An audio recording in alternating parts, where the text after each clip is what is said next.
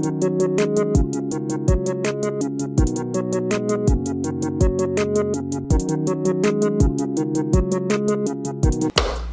friends, welcome back to my channel, and today I will be doing something a little bit different that I have not done on my channel but I want to start getting into, which is just kind of reading, you know, crazy things and just weird things off the internet, because some of these articles and stories are just like really weird, really creepy, really funny. It's just a lot of different things. So I found one that I wanted to read to you guys, and this one is people describing the sobering funerals of those who died under unusual circumstances. But before we get started, don't forget to subscribe to my channel to see more of me, because you know you do. Give this video a fat thumbs up and comment down below what else you guys would like to see from me on my channel. And without further ado, let's get right into the reading. Okay, so the first story, it was a fitting burial for someone so terrible. My father murdered my mother when I was 4 years old. He committed suicide when I was in my early 20s. By law, I had to pick up his body. I had him cremated and stuffed into a wooden box. I was dating my boyfriend, now husband, and made him do the drive from Palm Springs, California to Arizona at night. That drive is the worst drive in the world, a whole lot of nothing for miles and miles. We drove off the road to some random spot and dug a 2-foot hole. I dumped the box in and set it on fire. It was the worst funeral in the worst place for the worst person I know. Nobody seemed to care about her. A girl I went to high school with died under mysterious circumstances. Nobody knew if her overdose on antipsychotics was an accident or purpose. At her funeral, which almost nobody went to, her parents used the opportunity to merely promote their church group, which was putting on a play in the next few days. That's all they talked about for the entire service. I'm not sure what happened, but it was pretty obvious her parents had checked out of her life a long time ago. 2 other girls went to the funeral with me, and we all debated why they would act that way. It didn't seem like a coping mechanism to me. They didn't seem to be upset. The girl and I had been close, and in fact we were probably closer to enemies, but it was apparent that her mom and dad seemed to feel some sort of relief that she was no longer their burden. I'm not sure of the true extent of her issues, but she wasn't doing well in life, and these parents were members of a affluent, upscale, wealthy church where most people were quickly scaling the ladders of success and becoming beacons of the community. It was my opinion that she had become a liability in their carefully chosen lifestyle. However, I truly hope I'm wrong and that it was really just a way to grab onto something to keep themselves moving forward after losing their youngest emotionally challenged daughter. He went to the funeral of the man he killed. I attended the funeral of someone that I killed. In short, I concealed carry. Guy comes into the store robbing it. I didn't act because he seemed content with getting his money and leaving, and I had no clear shot when he first entered. I won't risk innocent bystanders with my own rounds. When he was leaving, he turned the weapon to a teen girl, and I feared he would shoot her. I pulled my own and shot him. I was cleared in the shooting and ended up visiting his parents not long after. When I did, they didn't blame me, but said that their son had left me no choice, and that he had lost track in his life years earlier, and that they had more or less been expecting that day to come. They said that for as much as they needed to say goodbye, maybe I needed closure as well with what happened. I didn't want to kill someone. If I could have stopped him without killing him, I would have, but in the time frame and options I had, I was limited. I said I wouldn't come because it didn't feel right and people might find it inappropriate. His mother said, "Oh honey, nobody but us will be there." Michael wasn't accepted by our family or our friends.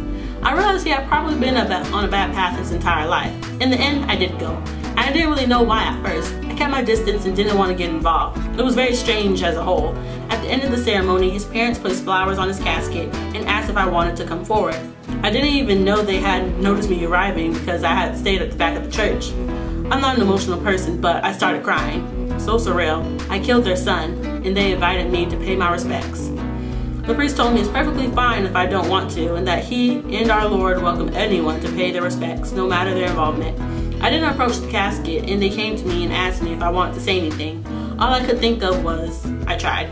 His mother gave me a look of, we all did, and walked out. His father put his hand on my shoulder, opened his mouth, but didn't say anything either, then left.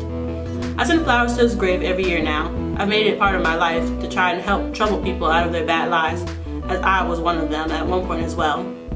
I related to the whole situation because if not for a lucky break when I was 17, it could well have been me holding that store.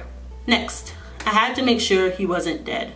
My mom and I lived together with her psychopath boyfriend. He hit my mom, he hit me, and further abused me while my mom was at work. Before we came into the picture, he sometimes hit his two sons so much they couldn't go to school because of the bruises. Years later, we discovered that he had assaulted his ex-wife with a weapon against her head. Then he threatened a friend of his because his friend told him to calm down and stop terrorizing people. He just walked into his office with a weapon and told him to shut up or else he would kill his family. About 10 or 11 years after we finally got away from him, this evil man died. I drove 800 kilometers to be at his funeral. I just had to make sure he was dead and to tell him I won.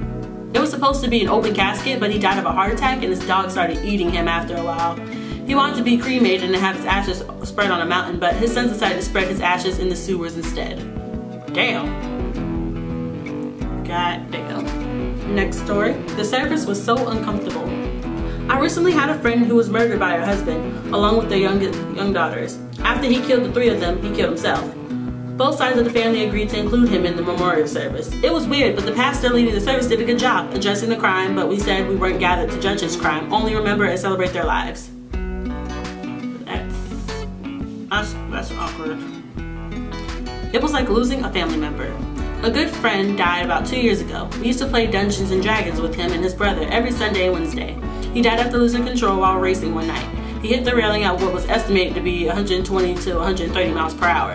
The funeral was just pure sadness. The other 7 members of our Dungeons and Dragons group were there. I personally knew him since the 3rd grade, and so did many of the others because we attended the same school or lived near each other. It was like losing a family member. During the final moments before lowering the casket, we all placed our 3D printed and painted characters where the roses are usually placed. We retired that story. Everyone lost the sensation to play. It just didn't feel the same. We only started back to play a couple months ago. Next story. The 2 funerals were vastly different. My uncle, my mother's brother, killed his family and then killed himself. He shot his wife and his 3 children. Girl, 8 years old, girl, 13 years old, and boy, 18 years old, and his wife, and then killed himself. This was in 1997. I was 17 years old at the time. We attended his funeral and then the funeral of his wife and the children because of course it was 2 different funerals. There were local media outside the church and it was hard. Even though he did that terrible thing, he still felt the need to honor the rest of his life before he made that devastating decision. My aunt's family would not speak to us and punish us for what he did, understandably. It's definitely a black mark in my family's history. I think the most vivid memory of the funeral, besides the media and crowds outside, was how few people showed up to his funeral versus how many showed up for my aunts and their children's funeral, all in the same ceremony. My uncle was well loved in life, but after what he did, very few people were able to see past that to pay homage. Next. I allowed myself to simmer with resentment. In the haze between my mother's suicide and her funeral, I hadn't given much thought to her friends. At the service, I sat in the front pews in this Nordic minimalistic chapel, staring at my mom's small coffin from behind a poorly placed oriental yucca tree. One by one, all these people I'd seen her share her life with walked down to the coffin and laid a rose. All of them had bloodshot eyes, quivering lips, and shaking hands. Some of them looked just inconsolable. In the moment, I allowed myself to simmer with resentment because she decided to take her own life. With a suicide, there's an added layer of anger and confusion. The person who gave me life decided life isn't worth living. What am I supposed to do with that thought? I told the counselor that it was as if I had been sliced open from my abdomen to my throat. Where my organs had been, there was just a harsh sub-zero wind blowing through me. This feeling has since subsided.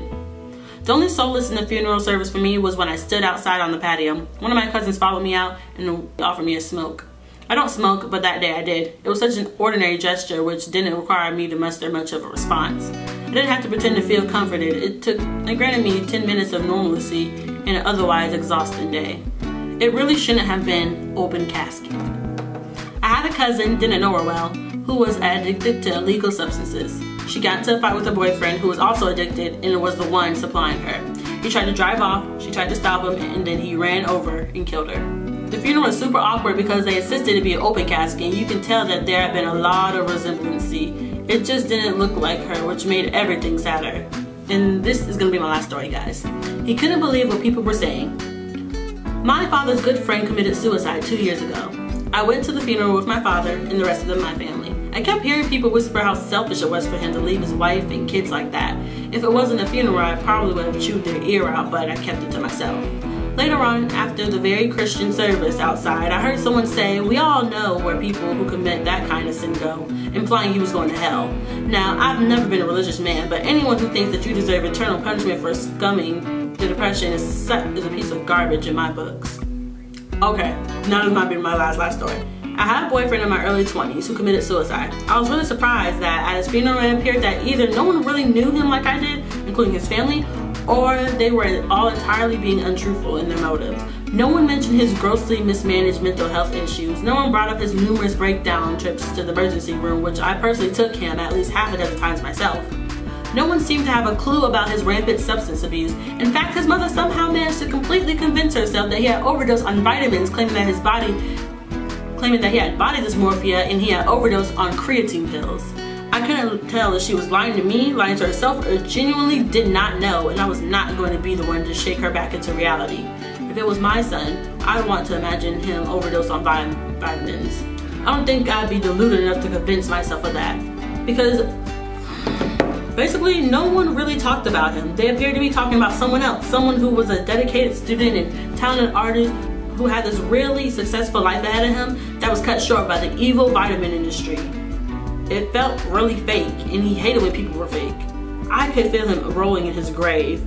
I wanted him to do the solid of getting up in front of everyone and telling them to all screw their sap.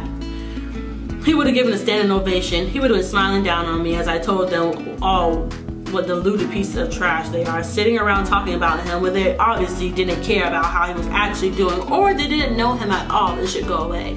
But I didn't. I was 21 years old and extremely upset and didn't even know what to do with myself, so I just kept my mouth shut. But yeah, it was just like being at a funeral for a complete stranger. It wasn't even about him. Well, that was the last of the stories that I'm gonna read. So yeah, a lot of those experiences were just plain weird, sad, or just combined of all of them. Just like there's sometimes you really know how people are when you're gone, or you'll see how they are. Well, technically you won't see, but someone else will. But I hope you guys enjoyed that. That was something a little different for my channel. Before you go though, don't forget to subscribe to my channel to see more of me, because you know you do. Give this video a fat thumbs up and comment down below what else you guys like to see from me on my channel, because I read all the comments. And I will see you, my friends, in another video. Bye, friends.